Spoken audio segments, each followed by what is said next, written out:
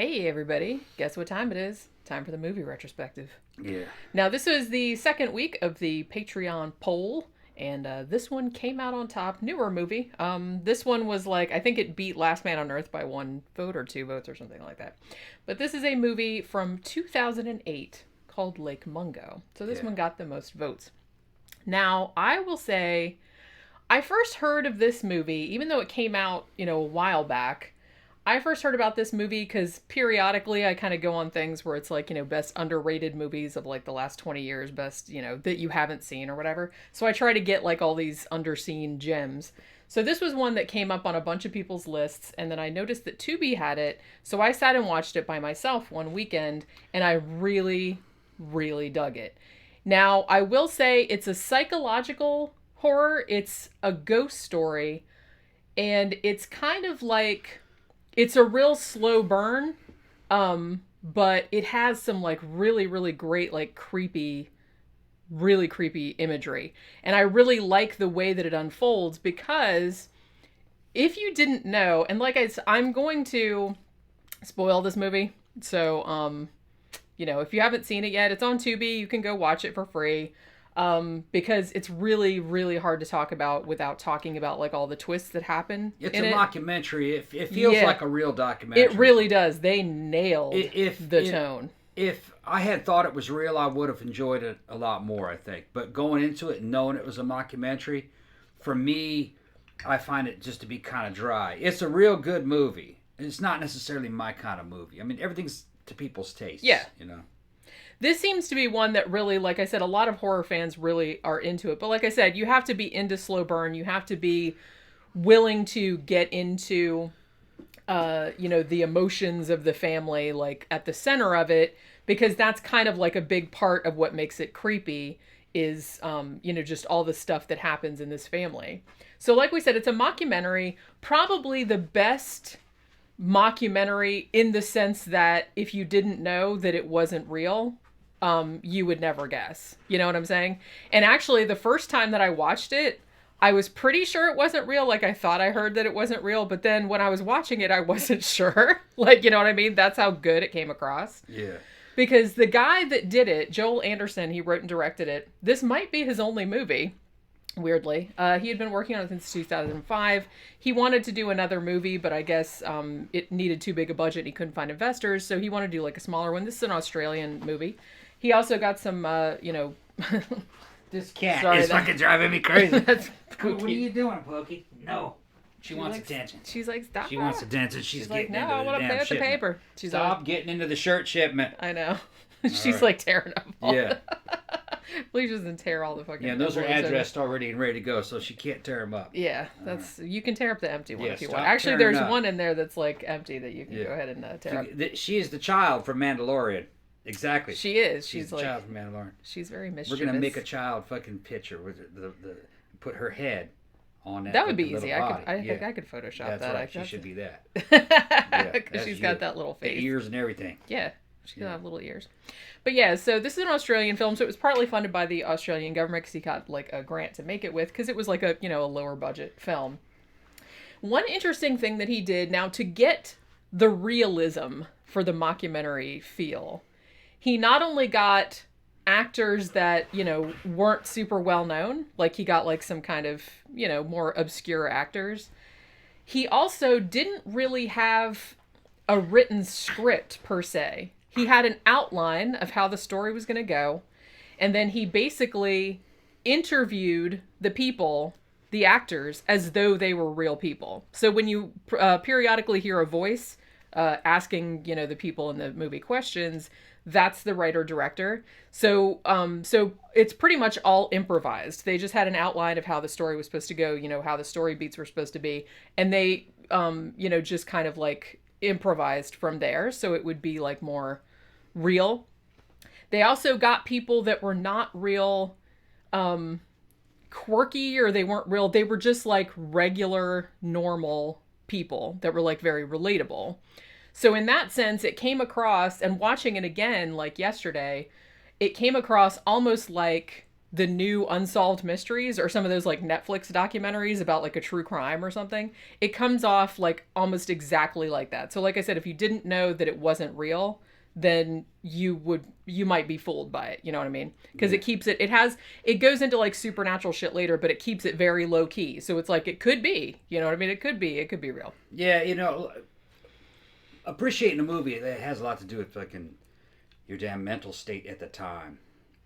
Maybe had I been in a different mood at the time that I watched it, maybe I would have enjoyed it more. When it comes to mockumentaries, I'm more into stuff like Spinal Tap, where the shit's fucking funny.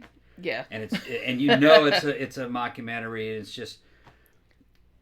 But this is I'm not gonna say anything bad about it. It's just maybe it was my mental state at the time. It's a well-made mockumentary. I think people might enjoy it. I think it just depends on a your lot taste. of people seem to. It really has, as far as I know, on IMDb, it has a 94% fresh rating. So there you go. It's just and like on your a lot taste. of horror reviewers really seem to dig it, and this is like underrated. Now, like I said, it's a very slow burn. It's very low key. It's also very sad. Like it's almost more.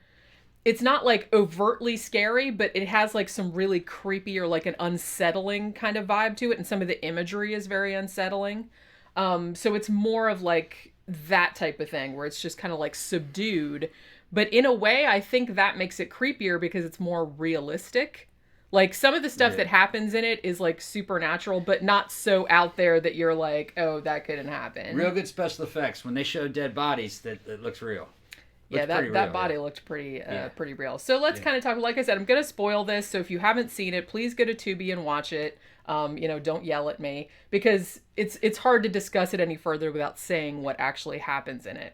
But I will say that if you want to see it, and go watch it because it's much better to watch it when you don't know what's gonna happen. Like because the first time I watched it, all I knew was that it was a mockumentary about a girl that died and then creepy shit started to happen. That's literally all I knew.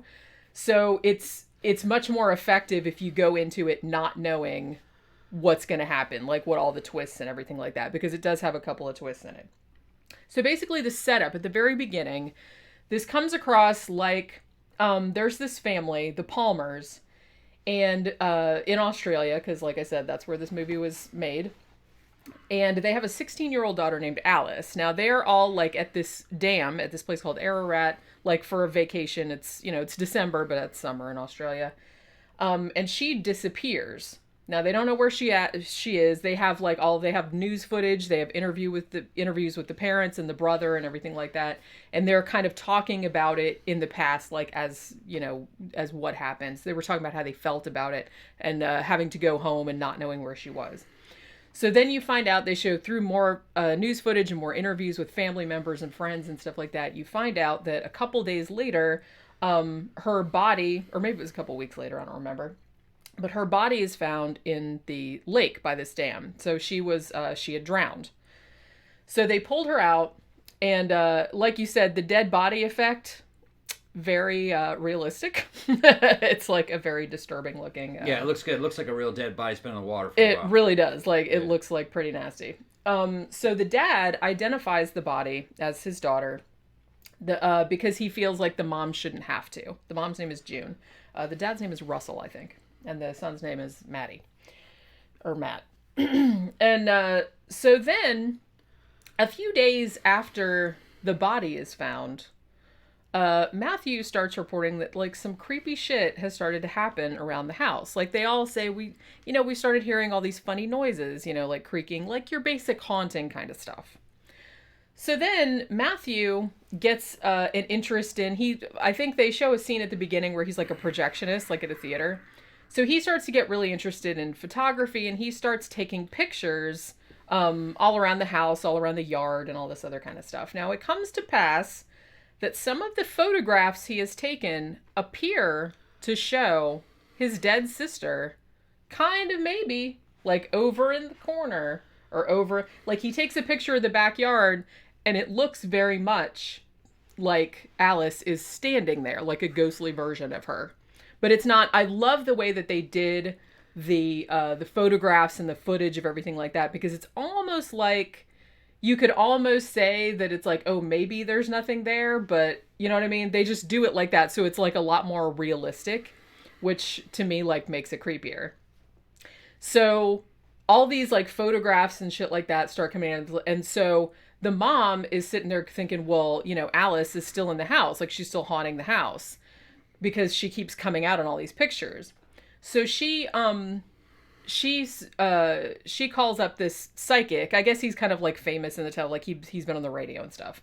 So the mom decides she's going to call up the psychic to see like why Alice is still hanging around. And they have like a seance and all this other shit. And it does appear that nothing really happens at the seance, but it does appear that when they watch the footage later, it looks like Alice is like standing in the background like of the video. And it's really cool the way they do you know, the shots, because they just have like the footage and it's like really shitty. It looks like old, you know, VHS footage or something. And then you don't really see anything, but then it kind of like slowly pans over and close up. And then it looks like a figure standing there. It's like really creepy the way they did it. So this kind of goes on like this for a while.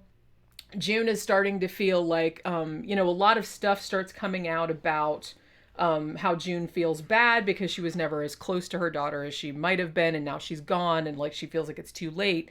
So she almost feels like she's getting another chance to like talk to her because she's still like in the house apparently.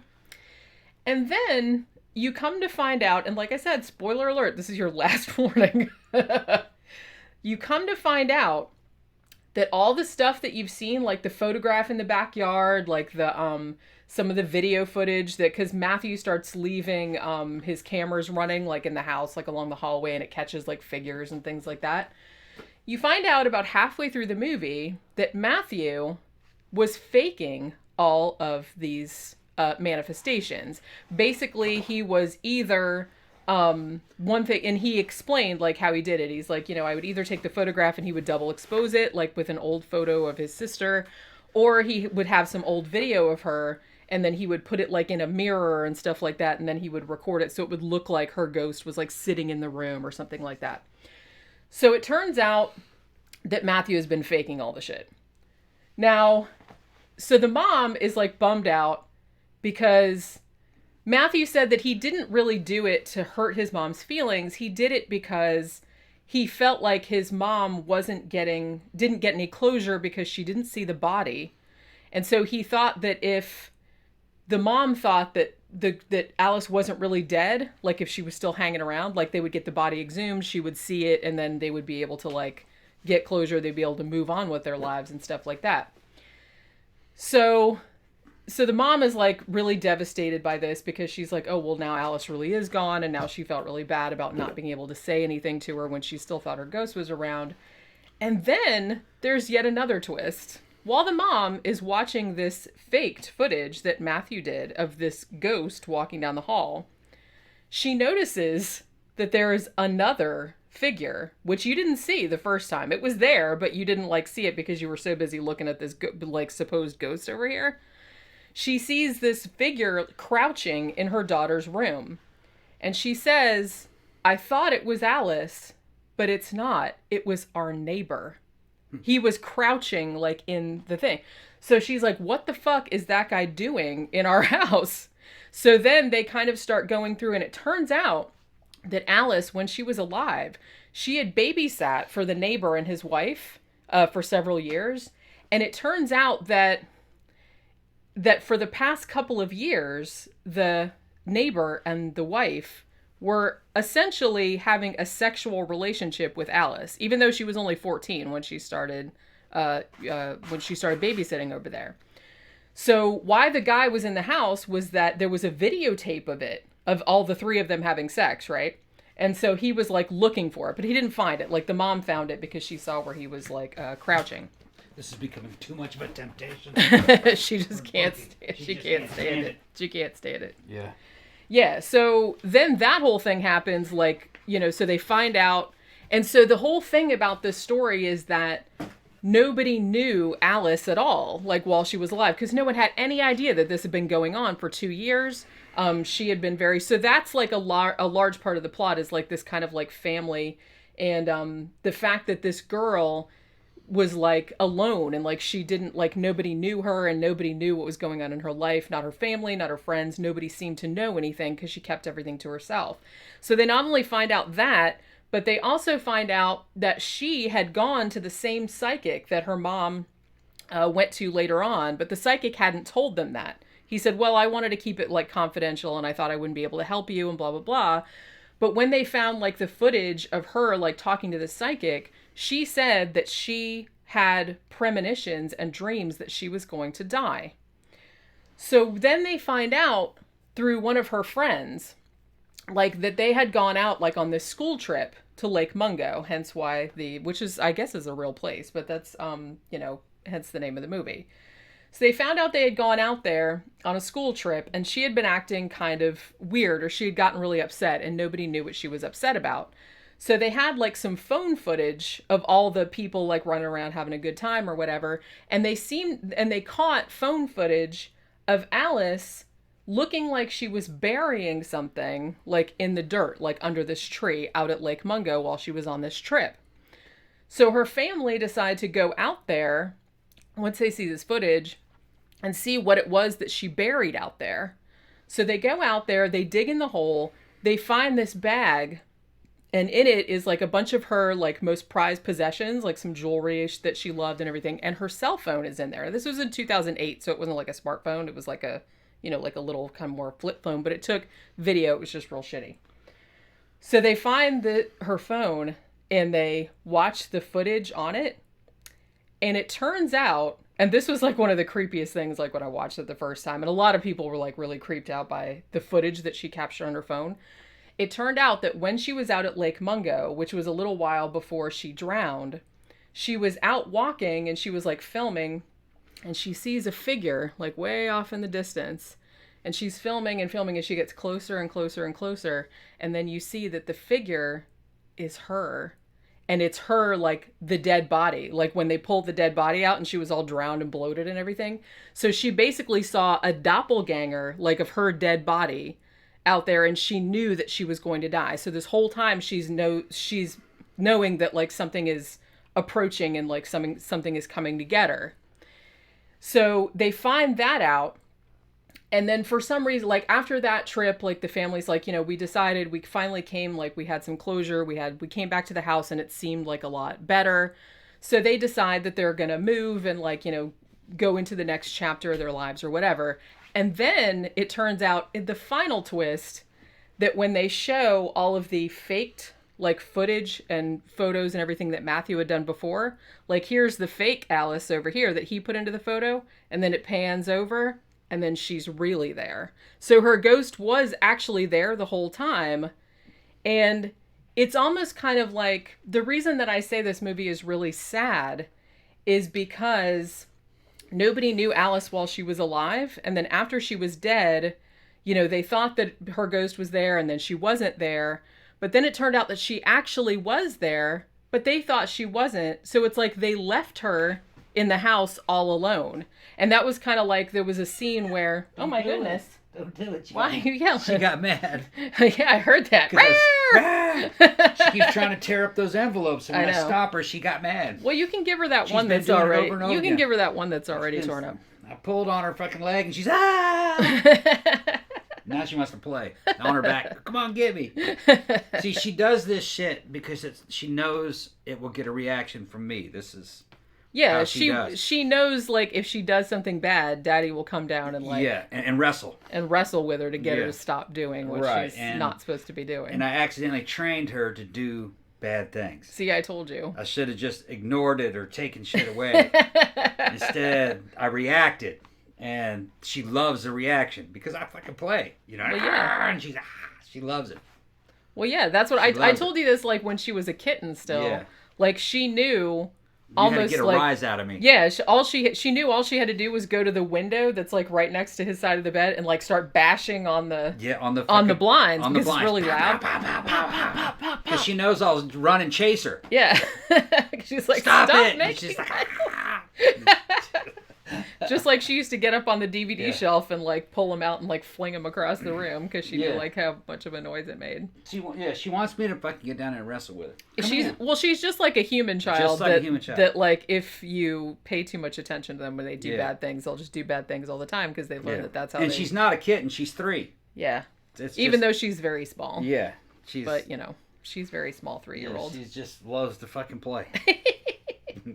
But yeah, so that's why I think this movie is so sad, is just because this girl who you never get to know, because basically at the beginning of the mockumentary, she's, they're talking about her in the past tense, like she's already died. So you never really get to know her. You only get to hear her voice a little bit, like on videotapes, like near the end.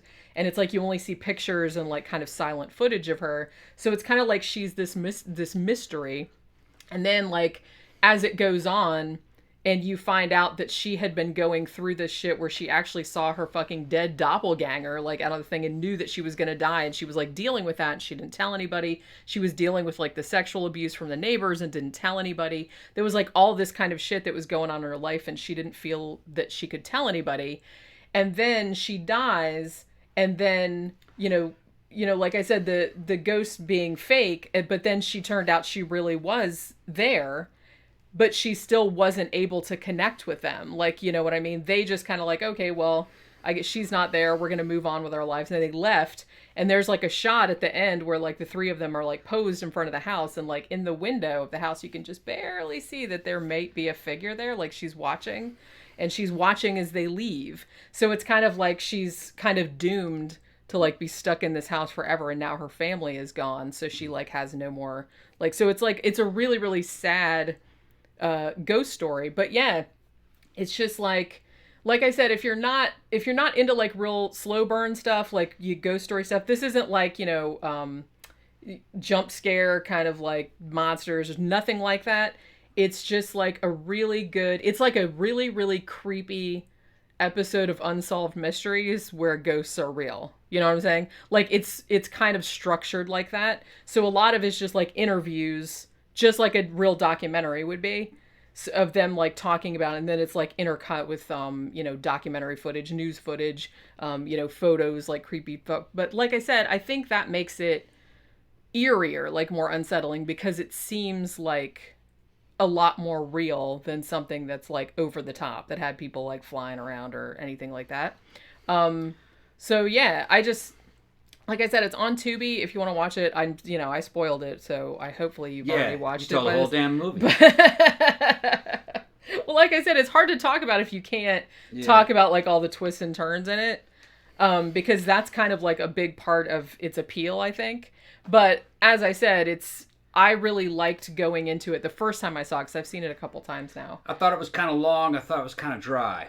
But like I said, enjoying a movie, a lot of it has to do with their mindset at the time. It's just, maybe if I was in a different mood, I would have liked it better. But in general, this isn't my kind of movie anyway. Yeah. I like stuff that's funny or, more over the top. Yeah, and this is more like... This is, like I said, it's like realism. It's kind of dry. I feel like if you liked The Haunting of Hill House, you would probably dig this, because...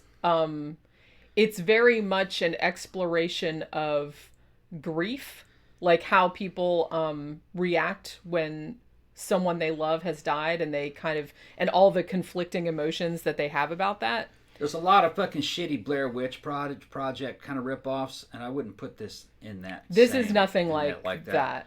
Although I'd say it's kind of like the Blair Witch in a way. Well, yeah, in the sense that it's like a mockumentary. Right. And I really like the mockumentary format, because I feel like mockumentary is almost kind of like a subset of found footage, but it's not exactly the same. Because when you do a mockumentary, you're trying to make it appear as though it's something that really happened, whereas found footage is more like, well, here's a videotape that we found and we're like showing it to you, you know what I mean? So it's like kind of similar, but not really.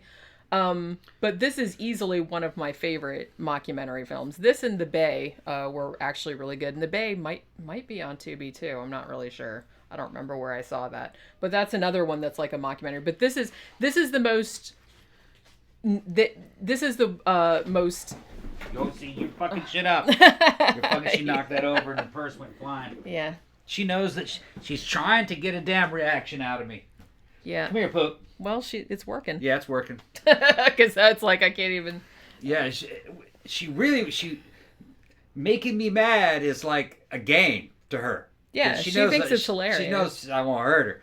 But she wants me to. What she tries to do sometimes is she gets in this fucking mood where she wants me to get so mad that I chase her. Yeah. That's what she wants. Yeah, that's She exactly. knows how to get her eyes out of me. Yeah. You're driving me crazy.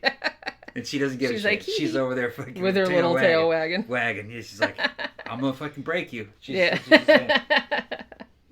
She's very good at that. Yeah. But yes, this is the most realistic mockumentary I've ever seen. It's if, like I said, if you didn't know that this wasn't something that really happened, you would think that it really happened, because it really, just the actors fucking sell it, man. They really seem like just real people.